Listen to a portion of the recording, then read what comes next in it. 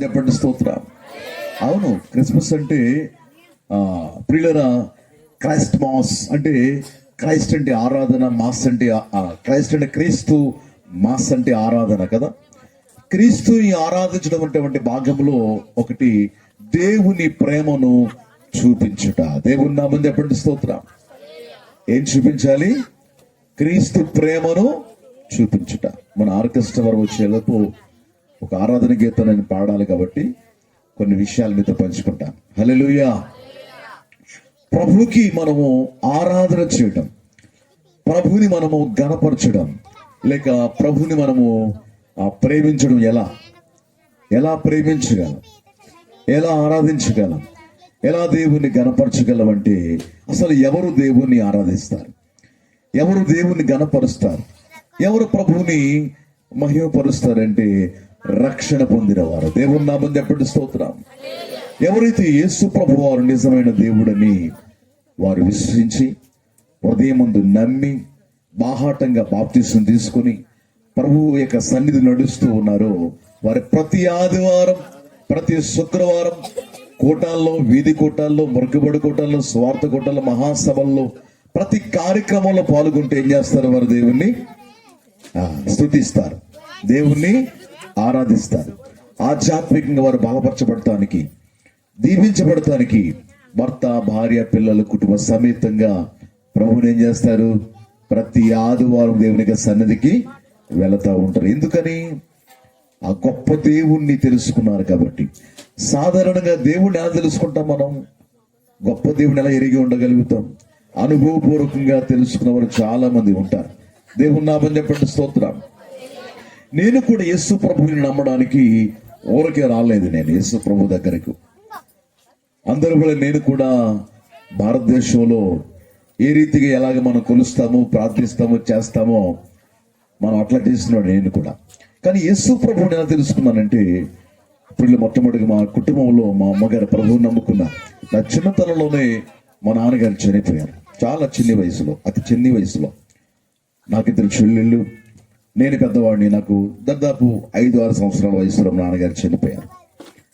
అయితే మా అమ్మగారు పూర్తిగా ఆమె అనాథ అయిపోయి అందరం కూడా, నాన్నగారు లేని కారణాన ఆమె ఇంటిలో అందరూ సులకనగా చూశారు ఆమెని. అయితే ఆమె అనారోగ్యానికి గురయ్యారు.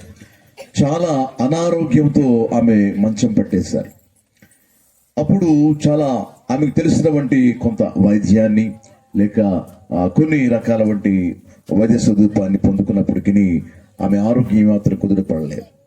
అయితే ఒక రోజున ఒక సహోదరి మా ఇంటికి వచ్చి యేసు ప్రభు గురించి చెప్పారు ఆమె.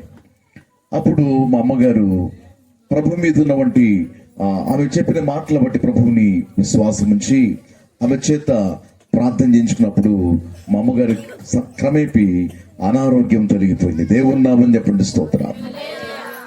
మరణ పడకలో ఉన్నటువంటి మా అమ్మగారిని దేవుడు దర్శించి ఆమె ఆరోగ్యాన్ని మెరుగు చేయడమే కాదు, పరిపూర్ణమైన ఆరోగ్యం ఇచ్చి ఆమెను బ్రతికించాడు. దేవుని నామాన్ని మహిమకలును గాక. ఆ తర్వాత ఆమె మందిరానికి వెళ్తూ ఉండేది, ప్రభు దగ్గరికి వెళ్తూ ఉండేవారు. నన్ను కూడా బాబు చర్చికి అని చెప్తా ఉండేది. అయితే ప్రియులరా, నేను యేసు ప్రభువుని ఎప్పుడు చూడలేదు, నమ్మలేదు, తెలుసుకోలేదు. మా అమ్మగారు చెప్తా ఉంటే నేను హేళన చేసేవాడిని, ఎగతాళి చేసేవాడిని. అమ్మ నీవు వెళ్ళు, ఆ మతం నాకు వద్దు, నీ వెళ్తే వెళ్ళే అని చెప్పేవాడిని. అప్పుడు నా వయసు దగ్గర 12 ఏళ్ళ వయసు ఉంటుంది. హల్లెలూయా.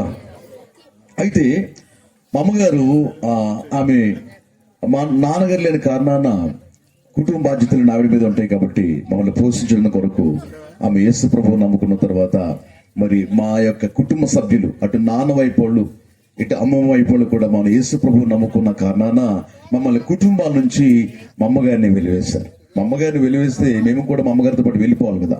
మేము యేసు ప్రభువు నమ్మనప్పటికీ మా అమ్మగారు కాబట్టి, మేము చిన్న వయసులో ఉన్నాం కాబట్టి ఆమెతో కూడా మేము వెళ్ళిపోయాం. మా బంధువులకి, అటు నాన్న వైపు వాళ్ళకి, అమ్మ వైపు ఇంటి వారందరికీ దూరంగా వెళ్ళి ఊరు చివరన చిన్న పాక ఉంటే ఆ పాకలో మమ్మల్ని పెట్టి మా అమ్మగారు అక్కడి నుంచి కష్టపడి పనిచేసి మమ్మల్ని పోషిస్తూ ఉండేది. నేను హాస్టల్లో చదువుకున్నప్పుడు నేను ఇద్దరు చెల్లెళ్ళు 12 ఏళ్ళ ప్రాయంలో భయంకర వంటి నా కడుపులో నొప్పి వచ్చేది ఈ ఎడం ప్రక్కలో. అది ఏంటని మా అమ్మగారికి నేను ఇంటికి వెళ్ళి చెప్పినప్పుడు హాస్పిటల్ తీసుకెళ్లారు, గోకవరం, రాజమండ్రి కూడా తీసుకెళ్లారు. ఆ స్కానింగ్లో ఎక్స్రేలో తెలియదు ఏంటంటే క్యాన్సర్ గడ్డ ఉందని చెప్పారు డాక్టర్ గారు. అప్పటికే దరిదాపు కేజీ సుమారు ఆ గడ్డ కడుపులో పెరిగిపోయింది. అయితే ఆ సమయంలో డాక్టర్స్ అన్నారు, మందులు రాశారు, చాలా మెడిసిన్ దగ్గర ఏడాది పాటు వాడుతూనే ఉన్నాం, కానీ ఎటువంటి ఆ మెడిసిన్ వల్ల ఉపయోగం లేదు. చివరికి డాక్టర్ గారు అన్నారు, అబ్బాయి చనిపోతాడమ్మా, ఆపరేషన్ చేసినా కూడా డబ్బులు ఎక్కువ అవుతాయి, అయినా బ్రతకూడని అని చెప్పారు. పిల్లరా, అప్పుడు అందరూ దూరం అయ్యాము ప్రభు కోసం. ఎందుకంటే యేసు ప్రభు కోసం మేము దూరం, మమ్మల్ని అందరూ వదిలేస్తారు, మేము దూరం అయ్యాం కాబట్టి, మాకు అంత ఆస్తి ఉన్నా అన్నీ ఉన్నా ఎవరు సహాయం లేదు కాబట్టి, మా అమ్మగారు ఆపరేషన్ చేసేంత డబ్బు లేదు కాబట్టి, అయినా చేసిన బ్రతకరని చెప్పారు కాబట్టి మా అమ్మగారు ప్రతిరోజు ఉపవాసం ఉండి ప్రార్థన చేసేవారు. అయితే ప్రభు మీద నాకు విశ్వాసం ఉండేది కాదు, ప్రభు అంటే నాకు ఇష్టం ఉండేది కాదు. ఒకరోజు ప్రియులరా, ఒక పాస్టర్ గారు మా ఇంటికి వచ్చి ఆయన నాకు సువార్త ప్రకటించారు. అప్పటికి నేను ఏడాది పాటు మంచాన్ని పట్టి ఉన్నాను. 6 నెలలు పరిపూర్ణంగా నేను ఏమీ తీసుకోకుండా కేవలం కాస్త లిక్విడ్తో మాత్రం బ్రతుకుతున్నాను. పూర్తిగా శరీరం అంతా కూడా ఆరిపోయింది. ఎముకలు అస్థిపంజరంతో ఉన్నాను, మంచం పట్టేస్తున్నాను. ఒళ్ళంతా ఈ ఎముకలు శబ్దం వచ్చేది, కట్టకట్ట శబ్దం వచ్చేది. ఈ గడ్డ మాత్రం బగబగ మండుతూ భయంకర వంటి బాధ పెడుతూ ఉండేది. చావుకు దగ్గరయ్యానిక. ఆ పరిస్థితుల్లో ఏం జరిగిందంటే, పాస్టర్ గారు అప్పట్లో 92వ సంవత్సరం అది.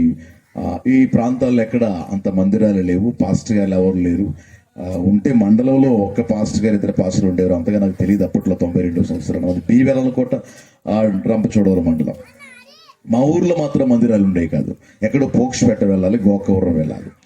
అయితే మందిరం కూడా నాకు అంత అడ్రస్ తెలియదు, మందిరం ఎలా ఉంటుందో కూడా తెలియదు, అసలు ప్రభు గురించి నాకు ప్రస్తావన తెలియదు. అలాంటి పరిస్థితుల్లో ఆ పాస్టర్ గారు వచ్చి, పాస్టర్ అని కూడా నాకు తెలియదు, ఇప్పుడు వాళ్ళు ఎలా గౌరవించాలో ఎట్లా నాకు తెలియదు. ఆయన వచ్చి ఆ మరణ పడకలు నన్ను దేవుడిని స్వాత ప్రకటించి, నా పేరు రామకృష్ణరావుడురా, ఆయన చెప్పారు ఏంటంటే, బాబు యేసు ప్రభు మీద విశ్వాసం ఉంచు, యేసు నిన్ను బాగు చేస్తారని చెప్పినప్పుడు, యేసు అంటే నాకు ఇష్టం ఉండదుగా, ఆయన చెప్పేసి వెళ్ళిపోయారు. కానీ అందరూ ఎప్పటి నుంచి అంటున్నారు, రామకృష్ణ చనిపోతాడు. నా స్నేహితులు కూడా చెప్తా ఉండేది. ఆ మాట నాకు వినబడి చాలా బాధ కలిగేది. నేను బ్రతకాలని ఆశనాలు ఉండేది. అయితే ఈ పాస్టర్ గారు అదే సమయంలో, ఒకవేళ ఆ రోజే చనిపోతానేమో, నేను ఆ రోజు చివరి అవకాశమో నాకు.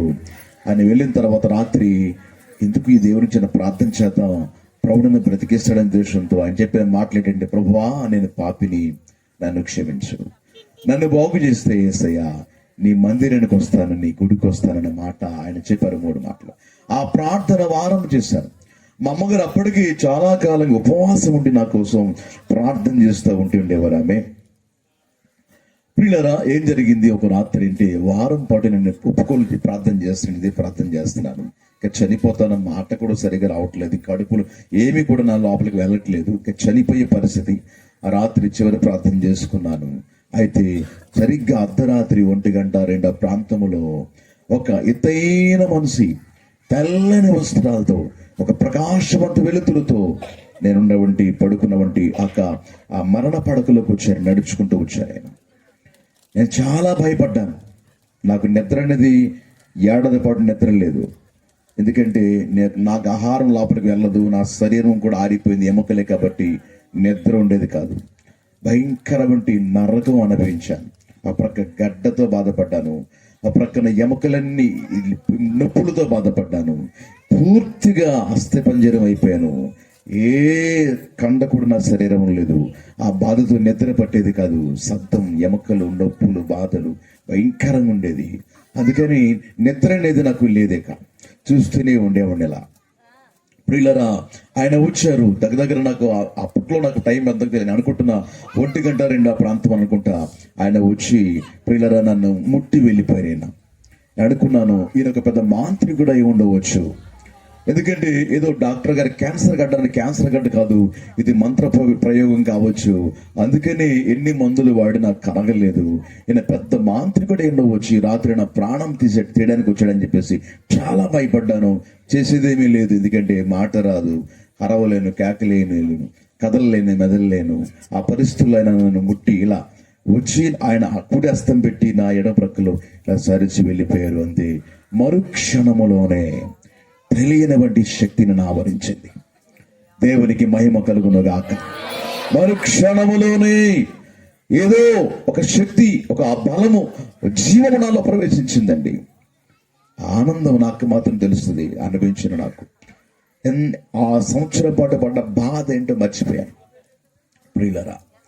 అంతే, ఆయన వెళ్ళిన తర్వాత తెలియని వంటి యొక్క శక్తి నాలో ప్రవేశించింది. ఆరోగ్యం గడ్డ కరిగిపోయింది. లేవాలి, కూర్చోవాలనిపిస్తుంది ప్రియులరా. లేవలేను, కూర్చోలేను. అయితే తెల్లవారింది, అమ్మగారు వాకిలు ఊడుస్తున్నారు, పిలిచాను. ఆమె వచ్చి చూశారు, దుప్పటి తెరిచి ఆ గడ్డ కనిపించట్లేదు. ఆమె ఏడుస్తుంది. వెంటనే ఆమె వెచ్చని కన్నీళ్ళు నా మీద పడతా ఉన్నాయి. అడిగింది, బాబు ఏం జరిగిందని కంగారుగా అడిగింది. డాక్టర్ గారు చెప్పారు, అమ్మ మీ అబ్బాయికి ఒకటే చూచినట్టంటే దానికి ఇదే మీకు ఆనవాలు అన్నట్టుగా స్వార్థల్లో ఒక ఆనవాలు చెప్పారు. ఆ గడ్డ పగిలిపోతుందమ్మా, మీ అబ్బాయి చనిపోతాడు అని చెప్పారు. గడ్డ పైకి పగిలిపోలేదు, కానీ అది కనిపించట్లేదు కడుపులో. అది మాత్రం ఎత్తుగా ఉండేది. ఆ కేజీ సుమారు గడ్డ పగిలిపోలేదు, కానీ కరిగిపోయింది. అది ఆ విషయం పిల్లల మా అమ్మగారు తెలియదు. వాడు అనుకుంటుంది లోపల పగిలిపోయిందేమో, ఇక మా అబ్బాయి చనిపోతాడు అనుకుంటుంది. అప్పుడు అంది, బాబు ఏం జరిగింది, ఏమైంది? అప్పుడు అమ్మ ఎవరు అర్ధరాత్రి ఇంత ఎత్తుకున్నారు, తెల్లగా ప్రకాశవంతి వెలుతురుతో వచ్చారండి. మాంత్రికుడు అనుకున్నాను. ఆయన ముట్టి వెళ్ళిన తర్వాత నాకు తెలియని శక్తి నాలో ఆవరించింది, ఆరోగ్యం కుదిరింది అని చెప్పినప్పుడు ఆయన ఎప్పుడు మాట్లాడింటి, మా అమ్మగారు చెప్పిన మాట, ఆయన యేసు ప్రభు అన్నారు. దేవుని నామని చెప్పండి, స్తోత్రం, హల్లెలూయా. ఆయన యేసు అని చెప్పినప్పుడు ఆ మాట వినగానే నాలో మరింత జీవం సమకూర్చబడింది పిల్లరా.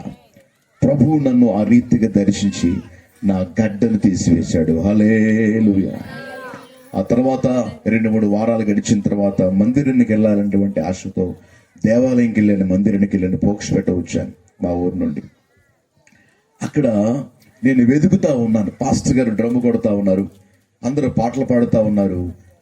వారెవరు నాకు గుర్తు తెలియదు. నాకు ఫస్ట్ టైం మందిరానికి వెళ్ళాను, మొదటిసారి మందిరానికి వెళ్ళాను. పాస్టర్ గారు కూడా నాకు అంతగా పరిచయం లేదు, తెలియదు, ఎవరు తెలియదు. నేను వెతుకుతున్నాను. నన్ను బాగు చేసిన యేసయ్య ఆయన కనిపించారు కదా, ఆయన ఎక్కడున్నారని వెతుకుతున్నానండి. ఎవరు చూసినా అలా కనిపించట్లేదు. హల్లెలూయా. ఆయన చాలా ప్రత్యేకంగా ఉన్నాడు. ఆయన చాలా ఎత్తరగా ఉన్నాడు, ఎత్తుగా ఉన్నాడు, ప్రకాశవంతంగా ఉన్నాడు, తెల్లగా ఉన్నాడు, అద్భుతంగా ఉన్నాడు. ఆ యేసయ్య పాస్టర్ గారు ఏరని వెతుకుతున్నాను. పిల్లలు నాకు తెలియదు, ఆయన నా కోసం ఆ సమయంలో వచ్చారు తప్ప మరలా ఆయన అక్కడ ఉండరండి. దేవుని నామని చెప్పండి, స్తోత్రం. ఉంటారు కానీ కనిపించరండి. అంత అయిపోయింది, అందరు గోల వేరే, నాకు కంగారు వేరే. ఆరాధన అయిపోయిన తర్వాత మా అమ్మగారు దారిలో అడిగానమ్మా, పాస్టర్ గారు అంటున్నావు, ఆయన ఏదో సంఘస్థలు అంటున్నావు, మరి నన్ను బాగు చేసిన పాస్టర్ గారు ఏరియా అని అడిగాను. దేవుని నామని చెప్పండి, స్తోత్రం. నన్ను బాగు చేసి నన్ను దర్శించారు కదా, నన్ను ముట్టారు కదా, ఆయన ఎవరు? అప్పుడు మా అమ్మగారు చెప్పారు, ఆమె కూడా కొత్త విశ్వాసంలో ఆయన ఆత్మనైనా ఆయన కనిపించడు, నీకు అర్థమవుతుంది, ఇప్పుడు తెలియదులే అని చెప్పినప్పుడు నెమ్మదిగా బైబిల్ చదవడం ప్రారంభించాను. దేవుడు ఎవరో తెలుసుకున్నాను. దేవుని నామని చెప్పండి, స్తోత్రం, హల్లెలూయా. ఆ రీతిగా నా యొక్క జీవితాన్ని, చనిపోయినటువంటి నా జీవితాన్ని క్యాన్సర్ వ్యాధి నుండి నా ప్రభు బ్రతికించాడు. ఎప్పటికీ నాలో ఆ గడ్డ లేదు. దేవునికి మహిమ కలుగును గాక. ఈ రోజు నేను ప్రకటించి, యేసు నాలాంటి ఏ వ్యాధిలో ఉన్నా సరే, నేనైతే క్యాన్సర్ వేస్తాను, నేను నా మరణానికి చేరువయ్యాను, మరణ పడకు వెళ్ళిపోయాను. ఒకవేళ ఇక్కడ కూర్చున్నప్పుడు నీవు ఎటువంటి వ్యాధిలో ఉన్నా, ఎటువంటి రోగముతో బాధపడుతున్నా, ఏ సమస్యతో ఉన్నా సరే, నా ప్రభు ఈ రాత్రి నిన్ను దర్శించబోతున్నాడు. హల్లెలూయా. నన్ను బాగు చేసిన ఆ దేవుడు, ఆ నజరేయుడైన యేసు ఈ రాత్రి నిన్ను కూడా బాగు చేయబోతున్నాడు. హల్లెలూయా. నన్ను బాగు చేసిన దేవుడు ఏజెన్సీ ఈ 7 మండలాల్లో మా పరిచయలో 100 మంది రోగుల్ని బాగు చేశాడండి. దేవుని నామని చెప్పండి, స్తోత్రం. దయ్యాలు పట్టిన వారిని ఆయన బాగు చేశాడు. భయంకరమైన క్యాన్సర్ కలుగుతున్న వారిని ఆయన బాగు చేశాడు. భయంకర రోగాలతో వారు యేసే బాగు చేశాడు. చనిపోయిన శవాల్ని యేసు ప్రభు వారు ఆయన చిత్తానుసారంగా బ్రతికించాడు. దేవునికి మహిమ కలుగును గాక. ఈ రాత్రి నేను ప్రకటించి, యేసు మీరు గనుక విశ్వసిస్తే, నమ్మితే, ఏ సమస్యతోన్నా సరే యేసు నీ దగ్గర కనిపిస్తాడు, నీ దగ్గరికి వస్తాడు, నిన్ను ముట్టుకుంటాడు, ఆయన బాగు చేస్తాడు నిన్ను, ఆయన స్వస్థపరుస్తాడు నిన్ను. హల్లెలూయా. దేవునికి మహిమ కలుగును గాక. అందరూ లేచి నిలబడదాం. అందరూ లేచి నిలబడదాం. దేవునికి మనం కొద్ది నిమిషాలు ఆరాధన చేసుకుందాం. నేను క్లుప్తంగానే దైవ సందేశాన్ని అందజేస్తాను. Praise the lord. ఈ స్థలానికి నన్ను పిలిచినటువంటి ఆరాధింతునే సయ్యా నిన్నే నిన్నే నిన్నే నా యేసయ్యా ఆరాధింతునయా.